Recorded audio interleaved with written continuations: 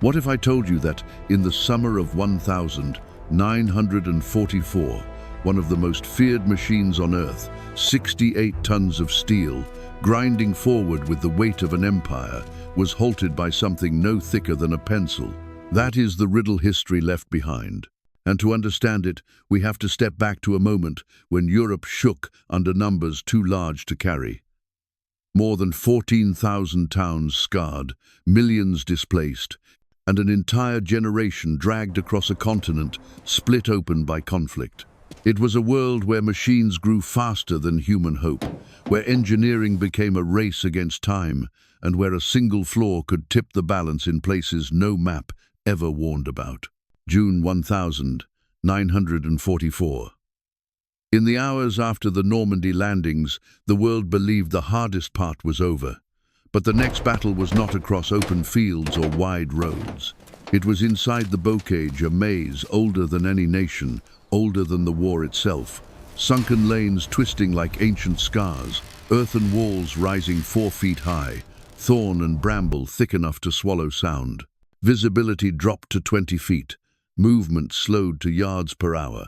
The kind of terrain that didn't just resist armies, it consumed them. And into this dark, narrow world rolled the Tiger I, Germany's iron champion, a machine built from 300,000 labor hours, driven by a Maybach engine, pushing 700 horsepower, riding on a suspension system so intricate that 9 road wheels overlapped in 3 interlocked rows on each side. Engineers called it groundbreaking, mechanics called it unforgiving. Every wheel carried a precise share of the tank's 40-plus tons.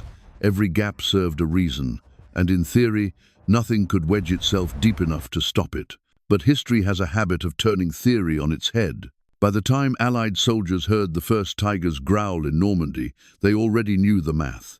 A Tiger could disable 5 American tanks before taking a serious hit. Its frontal armor, over 4 inches thick, turned enemy shells into sparks. Airplanes struggled to spot them beneath the hedgerows. Artillery could not force them back. Infantry saw them as giants dragging shadows behind them. So the questions pressed like weight on the chest. How do you stop something built not to stop? Where does a flaw hide inside perfection?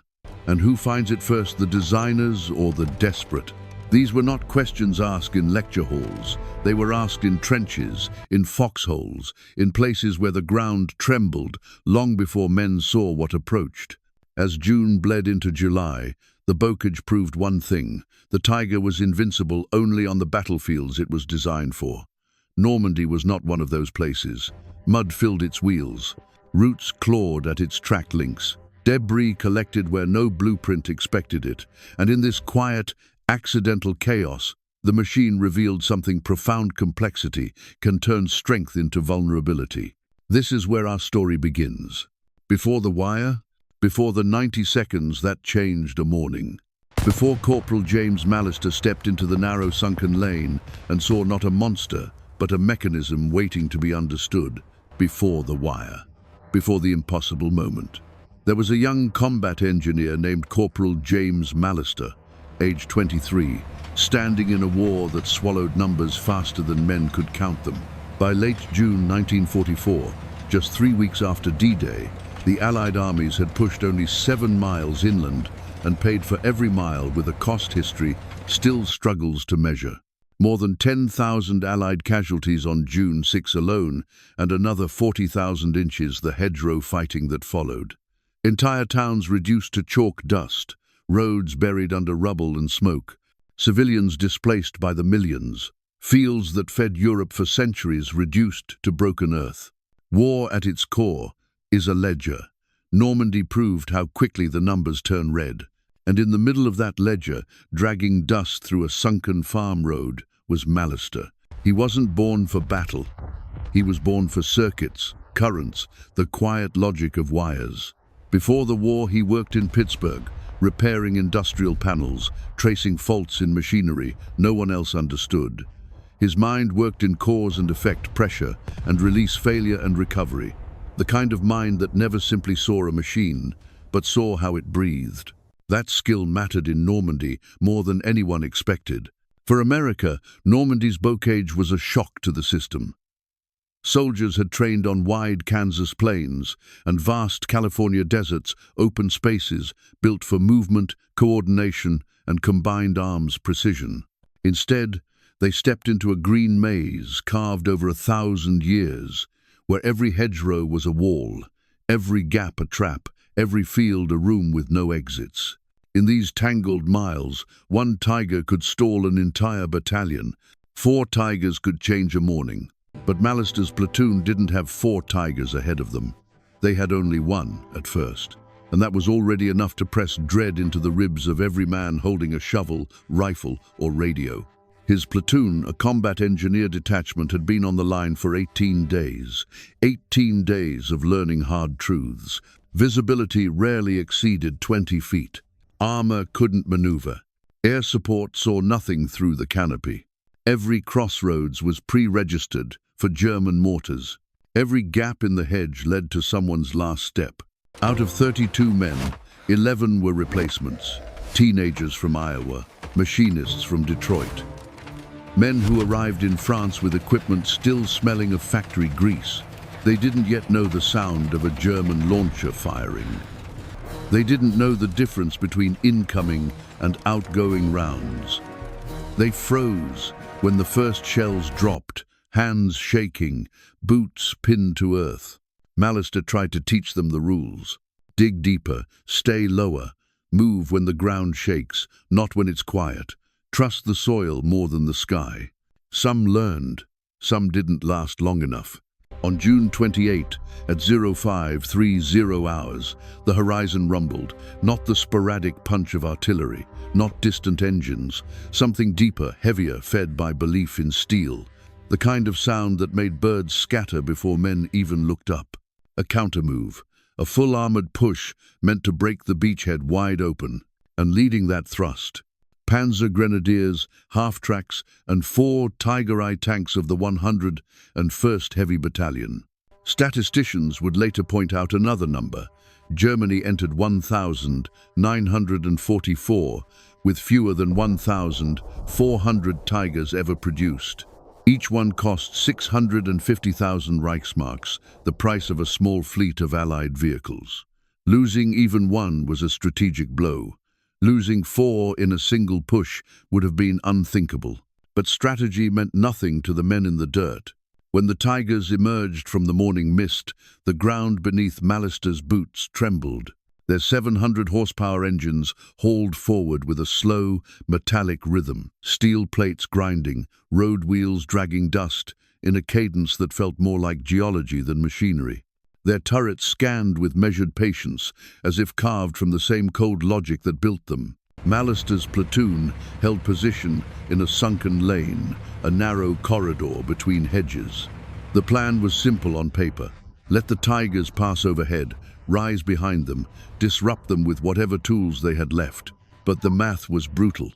A bazooka might as well have been a flare gun against that frontal armor. A grenade could annoy the crew, not stop the machine. And men don't outrun steel built to climb slopes and crush obstacles without slowing. Mallister felt the truth settle in his chest. Nothing they carried could stop what was coming. Nothing except an idea no manual had ever listed. He looked down. In his hands, 300 feet of braided steel telephone wire. A tool of communication. A tool of connection. Useless in theory. Essential in ways no one yet understood. This is the moment where the story tightens, where necessity narrows into invention. Because in less than 90 seconds, in a bend of a road no map bothered to name, Mallister would see something no one else saw. A flaw inside perfection. A seam inside the system. A chance where no chance should exist. The moment the first Tiger's silhouette sharpened through the fog, time itself seemed to contract, drawn tight like a wire under strain.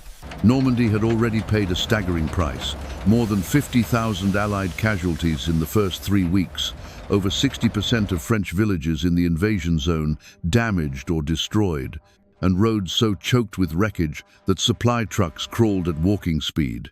Every lost minute on the battlefield meant more towns emptied, more families displaced, more soldiers pinned in fields that had no business becoming battlegrounds. Mallister understood that weight. He carried it as the Tigers advanced 4 machines fed by fuel, doctrine, and the last desperate hopes of a fading regime. Machines built with 300,000 man-hours each, machines that cost Germany enough resources to build a dozen lighter armored vehicles, machines whose crews had been trained longer than most American replacements had been alive. And yet, here on this narrow, sunken lane, their greatest strength became their blind spot. The hedgerows squeezed the road into a stone throat. The Tigers had to move single file, dragging dust and dew in a rhythm too slow to feel invincible.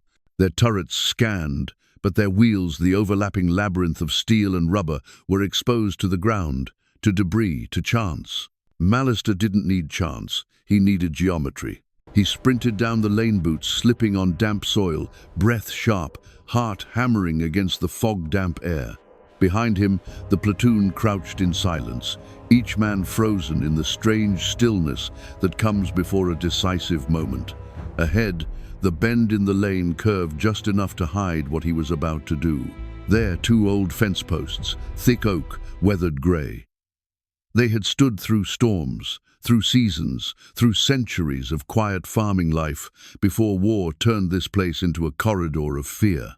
Mallister didn't hesitate. He dropped to one knee, looping the wire around the first post, 3 wraps, a knot his father taught him for securing conduit in steel mills. The wire bit into the wood as he hauled it tight. His mind calculated quickly. Distance, 15 feet across the lane. Height, 8 inches low enough to vanish, high enough to catch steel. Tensile strength, 200 pounds, far less than a tiger, but enough for what he intended. History loves heroic myths, but the truth is quieter. He wasn't trying to stop the tiger. He was trying to interrupt it, catch a wheel, force a jam, buy seconds. Seconds were life in Normandy. Seconds were the difference between a halted column and an unstoppable advance. He dragged the wire across the lane, fingers trembling in the morning chill. The sound of engines grew louder behind the curve, deep, rolling, fed by diesel and resolve. He tied the other end. 3 wraps, pull, tighten, test. The wire hummed when plucked, a deceptively simple sound in a world collapsing under far heavier ones. He stood, chest burning, hands raw from tension, and for one frozen breath, he asked himself the question no soldier ever admits. Would this work? Numbers suggested no. Logic suggested no. But desperation rewrites logic. He sprinted back up the lane, sliding into his foxhole as the tiger's growl filled the air. Replacements glanced at him with wide, uncertain eyes. Veterans gave him a single grim nod, not approval, but acknowledgement. They had seen men improvise before. They had also seen improvisation fail. The platoon held its breath as the tiger entered the lane. Its 1/8-inch wide tracks chewed into the dirt. Its drive sprocket hauled the machine forward with a steady, mechanical confidence. 20 meters. 15.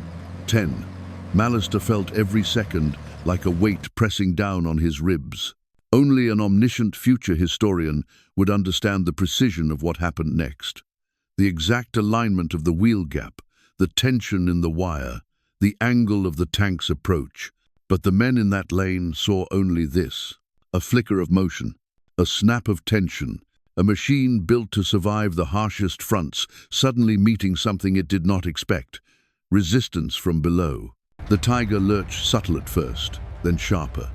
A grinding note cut through the morning haze. Something in the running gear fought against itself. Then, a jolt, a twist, a sound like steel arguing with steel. The tiger's left side shuddered. The machine slowed, and the impossible began to unfold. Not stopped, not yet, but interrupted exactly as Mallister calculated. Behind him, 32 men leaned forward, breath held, waiting for the moment when interruption might become immobilization. Because if the tiger halted, even for mere seconds, the entire column behind it would lock in place 3 machines trapped in a lane too narrow to save them. A machine that weighed more than 112,000 pounds, armed with a cannon that could pierce metal from over half a mile away, slowed as if something invisible had reached up from the earth to touch it. No soldier in that lane had ever seen a tiger hesitate. These machines were built to push through rubble, trees, stone walls built for the Eastern Front, where entire towns had been flattened under their tracks.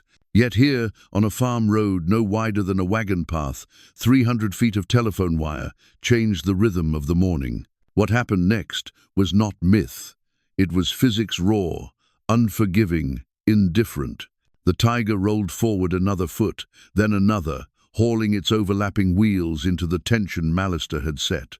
The wire slipped between the second and third road wheels, one of the narrowest gaps in the entire suspension. The tiger's running gear, a marvel on paper, was a labyrinth in real life, and a labyrinth can trap as easily as it guides. The wheel caught the wire tightened, then like a stitch pulled through fabric, the wheels fed it inward. 1 loop, 2 loops, 3. The crew inside never felt the first moment of entanglement. They felt the second, a drag, a quake, a vibration crawling up through the hull. The driver reacted instinctively, adding throttle. The machine answered with a deeper roar, but complexity resists force in unpredictable ways. The wire locked. The wheels jammed. Momentum fought back. A torsion bar designed to carry more than 7,000 pounds of vertical load strained against the unequal pull. Steel groaned under stress. A bracket bent. Rubber rims compressed. The tiger slewed left, carving a raw line into the dirt as its right track continued to push forward. 4 seconds. That was all it took.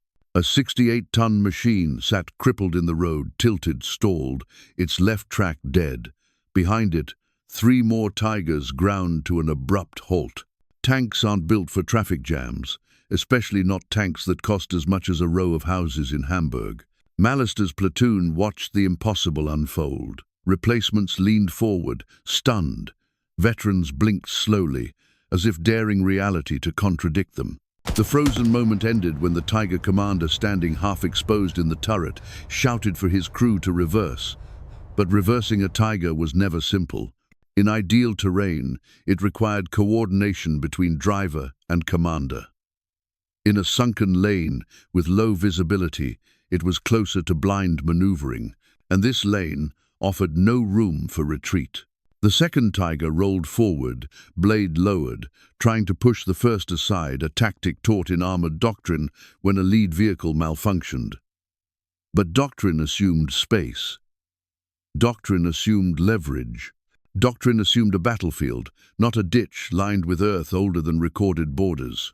The second Tiger pressed its weight forward, tracks grinding, gears hauling, dust surged beneath it.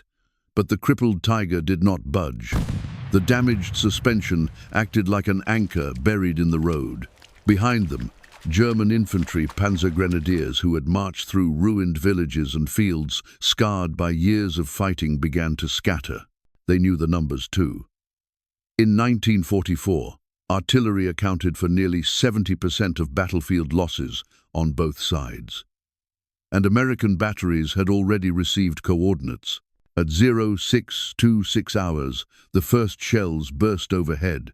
Not at the Tigers, they were too heavily armored to be impacted directly. The barrage targeted the infantry, shielding the tanks. Airburst rounds split above the hedgerows, scattering shards through leaves and branches. Smoke drifted. The advance stalled entirely. Mallister watched the field shift, not with pride, but with the cold recognition of cause and effect. A stalled column, a disrupted formation, a timetable shattered. War turns on moments like these. At 0645, the ground vibrated again, this time from the east. 4 American armored vehicles rolled through the hedgerows, lighter, faster, built for maneuver rather than intimidation. Their crews knew the Tigers were pinned. They bypassed the road entirely, slipping through farmland and brush where the heavier vehicles couldn't follow. From a position behind the German formation, they aligned their barrels, aiming not at the invincible front armor, but at the rear, where plating thinned to 25 millimeters. They waited for the order. Mallister exhaled slowly, deeply because he understood what was about to happen. A morning that began with inevitability had shifted into a moment held together by wire, chance, and human instinct. At 0650 hours, the 4 American armored vehicles behind the hedgerow waited in perfect stillness, engines idle, barrels steady, breath held. The entire battlefield, this narrow, claustrophobic pocket of Normandy, hung on a balance so thin it might as well have been that very wire twisted deep in the Tiger's broken wheels. 3 weeks after D-Day, over 50,000 Allied casualties had already reshaped the human map of France. Roads were clogged with wrecks. Villages lay hollowed. Farmhouses stood with roofs peeled open like tin. Every hour of delay fed the cost of this liberation. Every stalled advance pushed the timetable back another day, a day paid for in lives. And now, impossibly, a moment born from desperation had opened a gap in the German armor wall. A gap not created by heavy guns or coordinated assaults, but by a strand of field telephone wire. The 4th Tiger, pinned at the rear of the halted column, was the first to sense what had changed. Its crew had fought on the Eastern Front, where tanks sprawled across landscapes wide as horizons. But here, trapped in a lane carved by centuries of farming hands, even elite crews tasted something unfamiliar: immobility. The American armored commander glanced once toward the sky, thin morning light slipping through smoke. Then he gave the signal. A single gesture. Swift, clean, irrevocable. 4 rounds thundered from the Allied barrels. They didn't strike the thick armor. They didn't aim for the proud, unbroken lines of German engineering. They arched instead toward the Tiger's most fragile anatomy, the engine deck, thin, flat plating built not for defiance, but for access. 25 millimeters. That was all that shielded the machinery inside. When the shells hit, the Tiger convulsed. A plume of smoke curled up dark, oily, dragging into the sky. Not a blast, not a firestorm, just the mechanical gasp of a machine receiving a wound it was never designed to endure. Inside the sunken lane, the remaining 3 Tigers could do nothing. They couldn't turn, couldn't advance, couldn't guide their guns toward the attackers behind them. Their turrets rotated slowly, achingly slowly, needing over a full minute for a complete traverse. A minute they no longer had. By 0658, the German infantry who had accompanied the tanks had been pushed back by American artillery. Nearly 70% of battlefield losses in 1944 came from indirect fire, and this morning complied with the statistic with ruthless accuracy. Without infantry protection, the Tigers became blind giants. At 0700, the first white cloth rose above a turret hatch. It didn't flutter like a sign of surrender in old paintings. It barely moved, just a scrap of fabric trembling in exhaust fumes and morning wind. Then another cloth appeared. Then another. 4 tanks, 4 crews. 4 crews worth of hours spent training in the Reich's most demanding armored schools, stepping down into the dirt, hands lifted, boots scraping against the lane where fate had cornered them. Malister watched without triumph, without relief, without anything but breath slowly returning to his lungs. The lane smelled of churned soil, hot metal, and the faint sting of cordite.